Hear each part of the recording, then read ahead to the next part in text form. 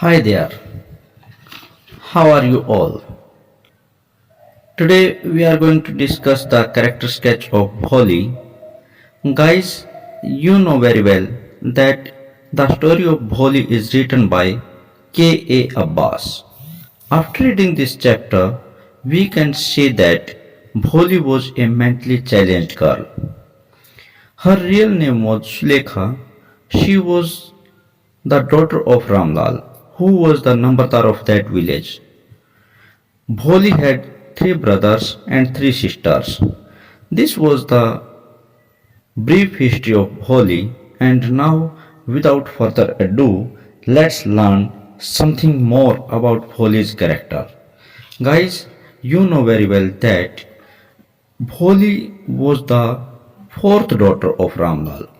भोली fourth daughter थी किसकी? रामलाल की. Her from her very childhood, उसके बचपन से ही शी वॉज लिटल स्लो, वो थोड़ी सी स्लो थी.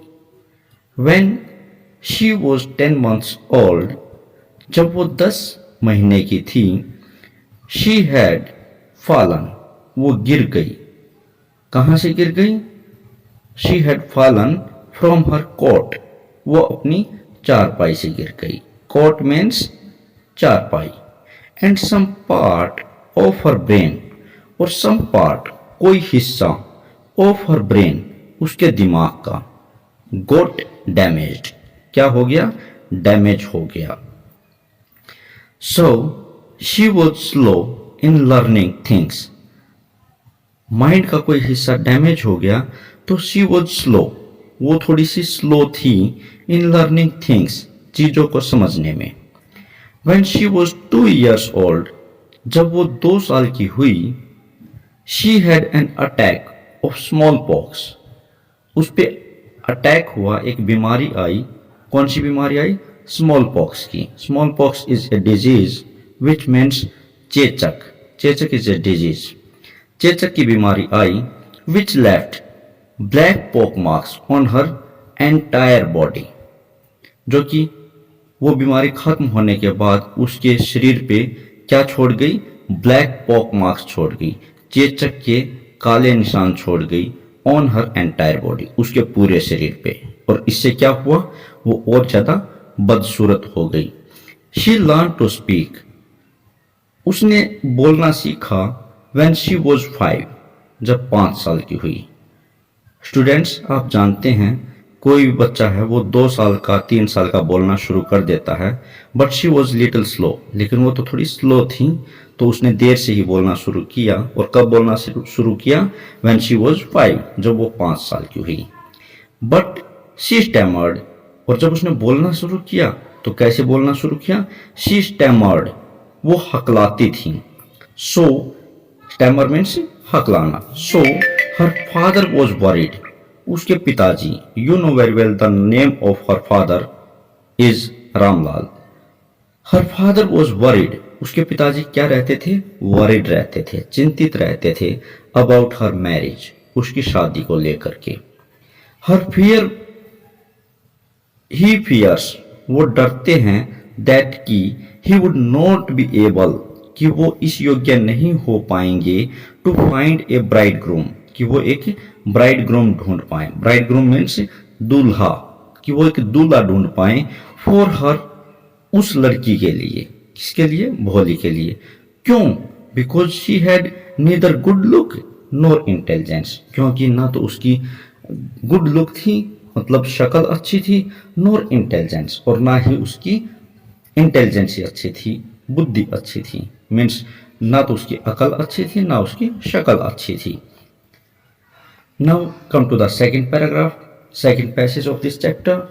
When Bholi was admitted, जब भोली का एडमिशन हुआ to the primary school में, you know very well that on the first year of that time a primary school was opened in their village. उनके village में उसी साल, वो पहला ही साल था जब वो स्कूल, प्राइमरी स्कूल खोला गया.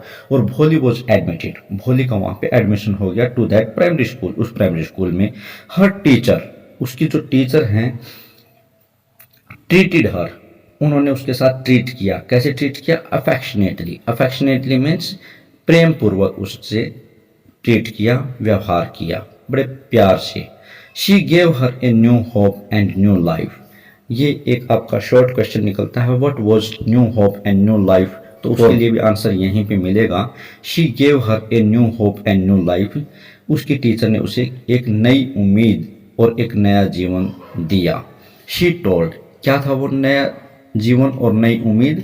शी टोल्ड, उसकी टीचर ने बताया, दैट की वन डे, एक दिन आएगा, she would be more learned, वो बहुत ज्यादा लर्निड हो जाएगी, देन एनीवन एल्स, किसी से भी, इन द विलेज, उस गांव में।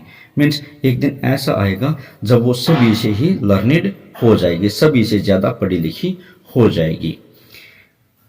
Now come to the third paragraph, which is the last paragraph of this character sketch of Bholi. Bholi's father arrange her marriage. Bholi के पिताजी ने अरेंज किया उसकी शादी के लिए, शादी का प्रबंध किया। और किसके साथ शादी की, शादी करने का प्रबंध किया? With Bishambarnath. Bishambarnath, you know very well that Bishambarnath was very greedy person and he demanded for dowry to her father, but she refuse to marry him. लेकिन उसने मना कर दिया। शी मीन्स भोली ने मना कर दिया। रेफ्यूज, रेफ्यूज मीन्स मना करना, टू मैरी हिम, उससे शादी करने से, बिशंबरनाथ से शादी करने से मना कर दिया भोली ने। क्यों? बिकॉज शी डिमांडेड, उसने डिमांड की, बिशंबरनाथ ने डिमांड की, मांग की 5000 रुपीज, 5000 रुपयों की, एज ए डोरी, डोरी के रूप में, दहेज के रूप में। You know very well that dowry is a curse on our society and you may call it that Bholi is also a victim of dowry system also. उसने उससे डिमांड की 5000 रुपए की फ्रॉम हर फादर, उसके पिताजी से।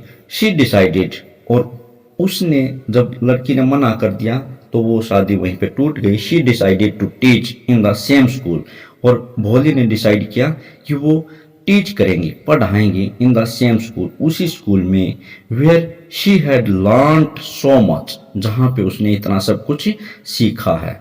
Students, यहाँ पे ये बात ध्यान देने की है कि यहाँ पे एक वर्ड आया हमारा लर्नड, और इससे पहले आया था लर्नेड। लर्नेड मीन्स पढ़ा लिखा व्यक्ति। इट मीन्स ये लर्नेड जो है आपका एक नाउन है, और जो लर्नड है ये आपकी वर्ब है, पढ़ना।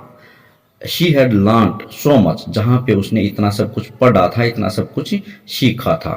Last line of this chapter, in this way we can say that education had brought about a change. Education ही वो रास्ता है जिसने कि इतना चेंज लाया इन हर पर्सनैलिटी, उसकी पर्सनैलिटी में। स्टूडेंट्स, किसकी पर्सनैलिटी में चेंज लेकर के आई एजुकेशन? भोली की पर्सनैलिटी में। So you must keep in your mind that education is the only means by which we can change our personality. So hereby in this chapter we have only one thing that I want to convey to you, that students, as more you read, as more you grow in your life. तो पढ़ा करो बच्चों, और ये lesson जो है ये बहुत ही इम्पोर्टेंट है आपके एजुकेशन पॉइंट ऑफ व्यू से, आपके पेपर पॉइंट ऑफ व्यू से। आई होप ये लेसन आपको बहुत अच्छा लगा है, ये कैरेक्टर स्केच आपको बहुत अच्छा लगा है। So in the end I would like to say you that thank you for watching this video. Thank you students.